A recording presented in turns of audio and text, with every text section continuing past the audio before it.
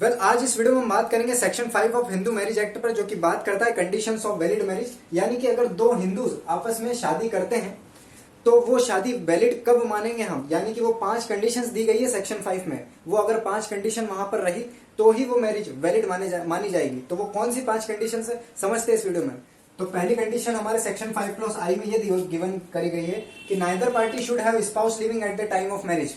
Monogamy के बारे में बताया है कि दूसरी शादी आप नहीं कर सकते, दो बार एक ही बार में दो बार शादी नहीं कर सकते। मतलब मैं क्या कहना चाह रहा हूँ, फॉर एग्जाम्पल अगर ए है, इस ए को अगर बी से शादी करना है तो इस ए की ऑलरेडी पहले से शादी नहीं हुई हो, इस पर्सन सी से, मान लो इसकी ऑलरेडी अगर इस सी से शादी हुई रखी है और अगर ये इस बी से शादी करना चाहता है तो वो नहीं कर सकता।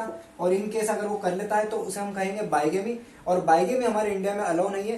इफ इन केस अगर वो बाइगेमी कमिट यहाँ पर करता है तो आईपीसी में भी प्रोविजन दे रखे गए हैं। Section 17 of Hindu marriage act में ये बताया गया है कि बाइगेमी की पनिशमेंट बताई गई है, वो भी आईपीसी में प्रोविजन दिए गए हैं। कहाँ पे? Section 494 and 495 of Indian penal code 1860 में बाइगेमी कमिट अगर कोई करता है तो वहां पर पनिशमेंट बताई गई है। साथ ही साथ अगर बाइगेमी वहां पर करता है तो section 11 of Hindu marriage act, section 11 of Hindu marriage act में ये बोला गया है कि ऐसी मैरिजेस वॉइड कहलाएगी। ठीक है, ये क्लियर है। यानी कि अगर इफ इन केस, इस लाइन का मतलब ये होता है कि ए के ऑलरेडी कोई स्पाउस नहीं होना चाहिए अगर वो बी से शादी करना चाहता है। तो अगर ए की ऑलरेडी सी से अगर शादी है, अब वो बात अलग है, डाइवोर्स हो गया उसके बाद वो कर रहा है, वो बात अलग है। But at the time of marriage अगर इसको शादी करना है इस बी से, तो इस ए से इसकी सी से शादी नहीं हुई हो, अगर होती है, अगर इससे ऑलरेडी इसकी कोई पार्टनर है, लिविंग है, ठीक है, और बाद में अगर ये इससे भी शादी करना चाहता है और अगर कर लेता है, इससे भी अगर बी से शादी करना चाहता है तो वो नहीं कर सकता,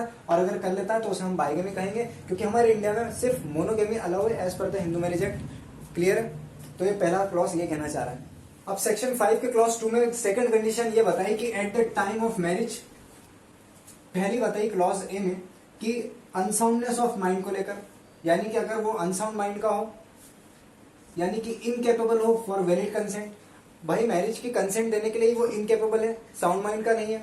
ठीक है, अगर वो किसी मेंटल डिसऑर्डर से पीड़ित है, सफरिंग होता है, वो भी इस एक्सटेंट तक, टू सच एक्सटेंट जो कि वो अनफिट है मैरिज होने के लिए, वो मतलब फिट ही नहीं है कि मैरिज हो सके उसकी, या फिर प्रोक्रिएट करने के लिए, चिल्ड्रन प्रोक्रिएट करने के लिए अनफिट हो, चिल्ड्रन वो पैदा ही नहीं कर सकती, ठीक है, बच्चे पैदा नहीं कर सकती, मान लो अनफिट है। ठीक है, या फिर तीसरा क्लॉज सी बताया गया अटैक ऑफ इंसेनिटी को लेकर, उसको पागल के दौरे पड़ते हो। ठीक है, दोनों की बात कर रहे हैं, ए और मतलब मेल और फीमेल दोनों की। तो अगर ये सब चीजें आती है अगर इनमें से, तो वो मैरिज वैलिड नहीं मानेंगे। इन केस अगर वो मैरिज होती है तो ऑब्वियस सी बात है सेक्शन 5 क्लॉज 2 यहाँ पर हिट होगा और वो वैलिड मानी नहीं जाएगी मैरिज। और ऐसी मैरिजेस वॉइडेबल मैरिजेस मानी जाती है। वॉइडेबल ये कहाँ बताया गया है? Section 12 of Hindu marriage act में बताया गया है कि ऐसी मैरिज यहाँ पर वॉइडेबल मानी जाएगी ऐसे केस में। तो ये सेकंड कंडीशन हुई।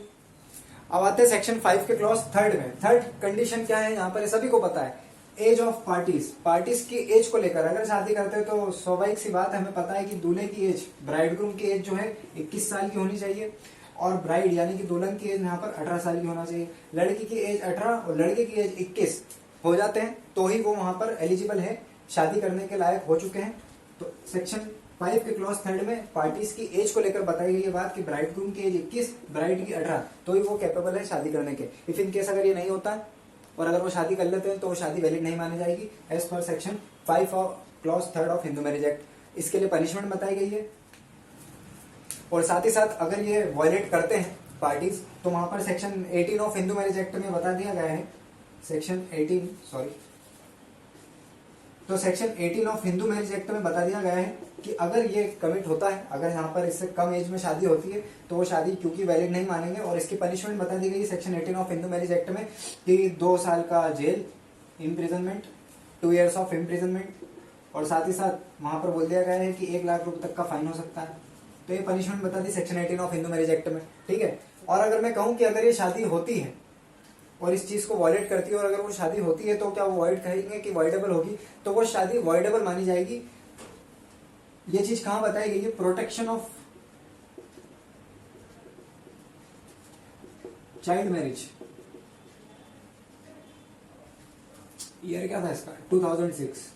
प्रोटेक्शन ऑफ चाइल्ड मैरिज 2006 के तहत ये मैरिज वॉइडेबल मानी जाएगी। अगर ये वॉयलेट करते हैं, इससे कम उम्र में अगर शादी होती है तो वो शादी वॉइडेबल मानी जाएगी। और किस साइड से वॉइडेबल मानी जाएगी? At the side of party who was child, जो कि चाइल्ड थी उसके ऑप्शन उस साइड से वहां पर वो मैरिज उसकी तहत वॉइडेबल मानी जाएगी। ठीक है, ये प्रोटेक्शन ऑफ चाइल्ड मैरिज 2006 के तहत बताया गया कि वॉइडेबल मानी जाएगी। ठीक है, अब आते हैं हम नेक्स्ट कंडीशन। फोर्थ कंडीशन बताई गई प्रोहिबिटेड रिलेशनशिप के बारे में, कि अगर पार्टीज यहाँ पर शादी करना चाहती है, ये दो पार्टीज अगर बीच में शादी करना चाहती है, तो यहाँ पर डिग्री ऑफ प्रोहिबिटेड रिलेशनशिप नहीं होना चाहिए, आपस में प्रोहिबिटेड रिलेशनशिप में नहीं आना चाहिए। अगर आते हैं तो वो शादी वैलिड नहीं मानी जाएगी। और साथ ही साथ 5 के क्लॉज, सेक्शन 5 क्लॉज 5 वाली जो कंडीशन है, 5th वाली, उसमें ये बता दिया गया कि अगर दोनों पार्टीज को शादी करना है तो वो आपस में एक दूसरे के सपिंड नहीं आने चाहिए।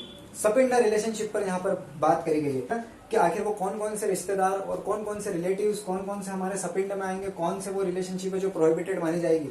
ऑलरेडी इस पर मैं वीडियो बना दी है। और सुनो एक चीज और, कि यूं तो सेक्शन 5 के क्लॉज 4 और 5 में ये तो बता दिया कि प्रोहिबिटेड रिलेशनशिप, सपिंड रिलेशनशिप, ठीक है, अगर आते हैं और अगर वो मैरिज करते हैं तो वो मैरिज वैलिड नहीं मानेंगे। बट यहाँ पर एक्सेप्शन बोला है कि अगर इन पार्टीज के कस्टम और यूसेज, अगर इन पार्टी के कस्टम एंड यूसेज अगर अलाउ करते हैं, इनका कुछ अलग है, अगर इनके कस्टम और यूसेज, इनका जो ट्रेडिशन है, और अगर ये अलाउ करते हैं तो वो बात अलग है, वो एक्सेप्शन दे रखे हैं। ठीक है, सेम इस सपिंड रिलेशनशिप के बारे में भी है। अगर इनके कस्टम एंड यूसेज, दोनों की बात कर रहा हूँ, दोनों में ये एक्सेप्शन है, सिर्फ जरा सा, कि कस्टम एंड यूसेज उनके ट्रेडिशन और ये सब अगर अलाउ करते हैं तो वो फिर शादी वैलिड मानेंगे। बाकी इन जनरल देखा जाए तो 4th कंडीशन प्रोहिबिटेड रिलेशनशिप पे है कि अगर प्रोहिबिटेड है तो नहीं मानेंगे, और सपिंड है तो भी नहीं मानेंगे, वो शादी वैलिड होगी नहीं।